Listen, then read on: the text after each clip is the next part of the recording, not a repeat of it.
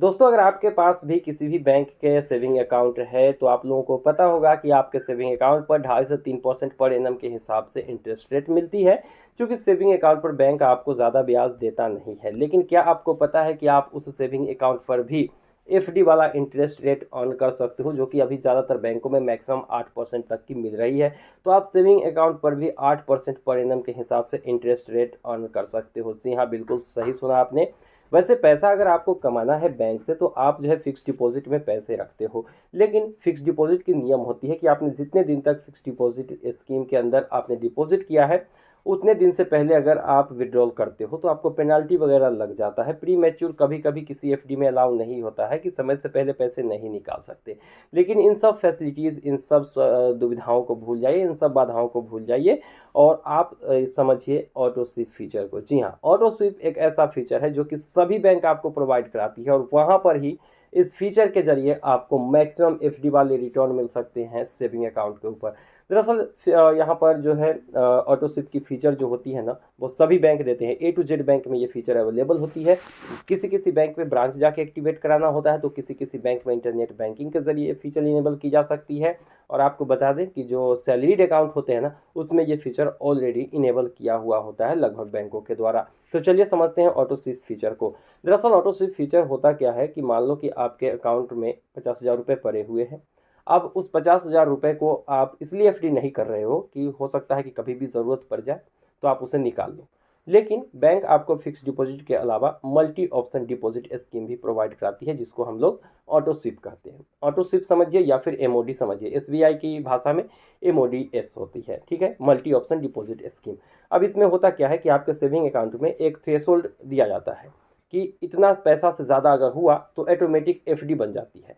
जैसे ही auto sweep feature को आप इनेबल करते हो तो मान लो कि आपका जो है 35,000 रुपया, 40,000 रुपया खाते में एक थ्रेशोल्ड आप बना लीजिए कि 30,000 से ऊपर हो तो हमारा एफडी बन जाए। तो 30,000 हमने लिमिट सेट कर लिया। अब 30,000 से ऊपर जितना भी पैसा हमारे खाते में आएगा 1,000 के मल्टीपल में, जैसे 5,000, 10,000, 2,000, 4,000, जो भी पैसा आएगा वो सीधा फिक्स डिपॉजिट में कन्वर्ट हो जाएगा। अब उस फिक्स डिपॉजिट में कन्वर्ट होने के बाद आपको एफडी वाली इंटरेस्ट रेट उस पर मिलने लगेगी। लेकिन अब पैसा हमने थ्रेशोल्ड 30,000 का किया है, 20,000 रुपये और आए हैं जो कि एफडी में कन्वर्ट हो चुका है। अब हमें इकट्ठे 50,000 रुपये की ज़रूरत है। हमें एटीएम से निकालना है या फिर इंटरनेट बैंकिंग के जरिए निकालना है या फिर किसी को भेजना है। तो ऐसे में क्या होगा कि अगर आप 50,000 रुपये किसी को भेजते हो तो काफ़ी आसानी से भेज सकते हो। 30,000 तो आपके सेविंग अकाउंट से कटेगा और 20,000 की जो एफडी बन चुकी थी वो वहाँ से एफडी टूट के आपका पैसा चला जाएगा जिसको भी भेजना है उसका। तो वहाँ पर होता क्या है कि अब एफडी तो टूट गई है भाई, तो आपने एफडी में कितना पैसा रखा, कितने दिन पहले रखा, उसके हिसाब से आपको उस पर इंटरेस्ट रेट मिलता है। और अगर समय से पहले एफडी टूट जाती है तो उस पर तो पेनाल्टी भी लगता है। लेकिन एमओडीज़ की बात करें या फिर ऑटो स्विप फीचर की बात करें तो यहाँ पर पेनाल्टी नहीं लगती है। मैं पर्सनली एसबीआई की बात कर रहा हूँ, बाकी बैंकों का नहीं पता। बाकी बैंक में अगर आप ऑटो स्विप इनेबल करते भी हो तो एक बार बैंक से ज़रूर कंफर्म होइएगा कि ऑटो स्विप फीचर पे पेनाल्टी भी लगती है क्या। अब चलिए आपको इसके बारे में थोड़ा सा और डिटेल्स में अपने टैब के ऊपर बताते हैं। हमने 35,000 रुपये की थ्रेश होल्ड रखी है कि हमारे अकाउंट में 35,000 से ऊपर जैसे ही अकाउंट होगा वो जो है एमओडी में चला जाएगा, यानी कि मल्टी ऑप्शन डिपॉजिट स्कीम में चला जाएगा, या फिर ऑटो स्विप इसको कह लीजिए कि ये जो है ऑटो स्विप की हमने लिमिट सेट कर दी है 35,000। अब 35,000 के बाद हमारे खाते में अगर 1,000 रुपया आता है तो वो सीधा ट्रांसफ़र एमओडी में हो जाएगा। अगर 2,000 आता है तो वो एमओडी में ट्रांसफ़र हो जाएगा, मेरा नया एफडी बन जाएगा, फिर से मेरा नया एफडी बन जाएगा। और अगर 1,000 से कम 800-700 आता है तो वो जो है हमारा एमओडी में ट्रांसफ़र नहीं होगा।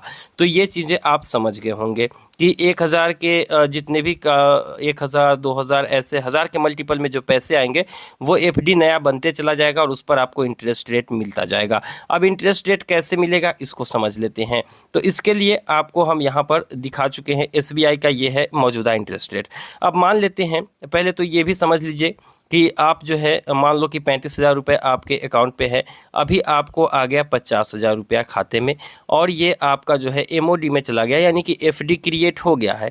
अब आप एटीएम में जाते हो और इकट्ठे से 60,000 रुपये अगर विड्रॉल करना है तो 60,000 रुपये आप विड्रॉल कर सकते हो। 35,000 तो आपका ये वाला हो गया और इसमें से बाकी के जो पैसे हैं वो यहाँ पर आ जाएंगे, यानी कि ये एफडी टूट जाएगा। अब सबसे बड़ा सवाल ये होता है कि अगर एफडी टूट गया है तो एफडी टूटने पर तो चार्ज लगती है, प्री मैच्योर विड्रॉल का चार्ज लगता है, और यहाँ पर भी आपको ड्यूरेशन सेलेक्ट करना पड़ता है कि आप कितने दिन के लिए ये एफडी करना चाहते हैं। तो ऐसी स्थिति में क्या होगा वो हम आपको बता देते हैं। तो एसबीआई से जो हमने बातचीत करी है, वैसे तो बहुत सारे यूट्यूबर बता रहे हैं कि एसबीआई जो है इसके भी 0.5% जो है वो चार्ज कट कर लेता है प्री मैच्योर विड्रॉल का। लेकिन जो बात हमारी हुई है, मैंने 2-3 बार कॉल किया है, डिफरेंट कस्टमर केयर से बात करी है, तो उन्होंने कहा कि चूंकि ये एमओडी है, मतलब मल्टी ऑप्शन डिपॉजिट स्कीम, इसमें आप कभी भी पैसा डाल सकते हो, कभी भी निकाल सकते हो। इसके लिए किसी भी तरीके की पेनाल्टी जो है वो नहीं लगती है, किसी भी तरीके की पेनाल्टी एसबीआई में नहीं लगती है एमओडी के ऊपर। अब बात कर लेते हैं कि इंटरेस्ट रेट कितना मिलेगा, कैसे मिलेगा। तो अगर हम इंटरेस्ट रेट की बात कर लेते हैं तो एगो नॉर्मल सा है, यहाँ पे समझिए कि अगर ये 7 दिन से 45 दिन के लिए 3% की मिल रही है आपको, यहाँ पर 3% के हिसाब से अगर मिल रहा है, थोड़ा सा इसको जूम कर लेते हैं, हाँ, तो अब आपको दिखाई दे रहा होगा कि यहाँ पर मान लो कि 3% मिल रही है, और अभी हमारे अकाउंट में 35,000 था और अभी जो है 10,000 रुपया आया, तो ये जो है हमारा एमओडी में चला गया, यानी कि ऑटो स्विप होके एफडी बन गया है नया, ठीक है। अब इस पैसे को हमने जब तक विड्रॉल नहीं किया, मान लो कि ये पैसा हमारे एफडी में 7 दिन तक रहा, तो वो 7 दिन वाला इंटरेस्ट रेट 3% के हिसाब से हमें मिलेगा। वहीं पे अगर हम बात कर लेते हैं कि अब वैसे तो हमने साल भर के लिए चुना है, लेकिन 7 दिन ही रखा तो 7 दिन वाला मिलेगा, और अगर मान लो कि 180 दिन रह जाता है तो आपको 5.35% की हिसाब से आपको उस पर इंटरेस्ट मिलेगी, जबकि नॉर्मल सेविंग अकाउंट पर आपको 2.5 से 3% की इंटरेस्ट रेट मिल जाती है। तो उससे बेहतर है कि पैसा आपका जितना दिन ज़्यादा रहेगा एमओडी के अंदर, उतना ज़्यादा आपको इंटरेस्ट रेट मिलेगा। यहाँ पर आप लोगों ने समझ लिया, तो एक बार फिर से इसको क्लियर कर ले कि आपके पास एक, तो मान लेते हैं कि थ्रेशोल्ड बैलेंस 35,000 है और 10,000 और हमारे अकाउंट में आती है, एमओडी में चला जाता है, तो अब कुल मिला के हमारे पास 45,000 रुपये होंगे।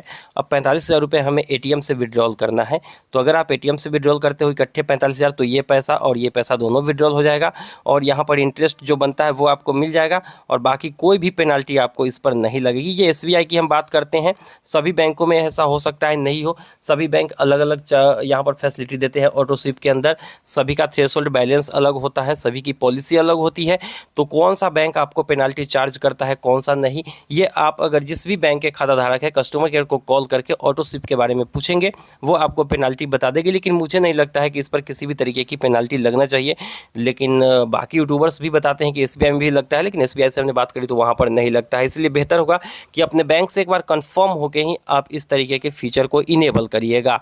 तो लगता है कि हमने सारी चीज़ों को यहाँ पर कवर कर लिया है, फिर भी अगर आपके मन में कोई डाउट आती है तो वो कमेंट सेक्शन में पूछ सकते हो। तो ये थी ऑटो स्विप यानी मल्टी ऑप्शन डिपॉजिट स्कीम के बारे में डिटेल्स जानकारी। उम्मीद है कि वीडियो पसंद आई होगी। वीडियो पसंद आए तो वीडियो को लाइक करके चैनल को सब्सक्राइब करिए। मिलते हैं किसी नई वीडियो में, हमें दीजिए इजाज़त। Thank you.